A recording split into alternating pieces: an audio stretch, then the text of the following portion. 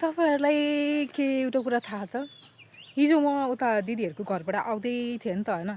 अनि आउँदा अनि पछाडिबाट एकजना दिदीले चाहिँ भन्नुभयो, दिदी भन्नु कि आन्टी भन्नु कि जोसुकै भन्नु, यस्तै चिनजान गरेको मान्छे हो तर अलिकति धेर टाढेकै हो, चिनेको जानेको टाढोको मान्छे।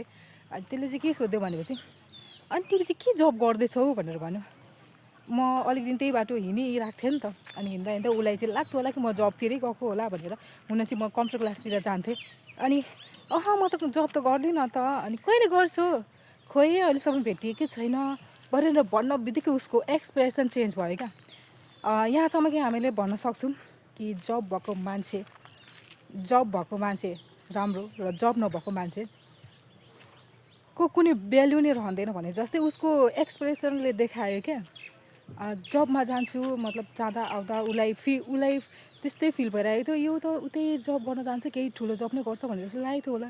अनि जब मैले भने म त केही गर्दिनँ, तब चाहिँ उसको एक्सप्रेसनले सबै देखाइदियो क्या। यहाँसम्म कि यसको बारेमा पक्कै भन्छु अर्को नेक्स्ट भिडियोमा। यो चाहिँ लामो छ, अवश्य पनि वेट गर्नु होला र सब्सक्राइब गर्न नभुल्नु होला।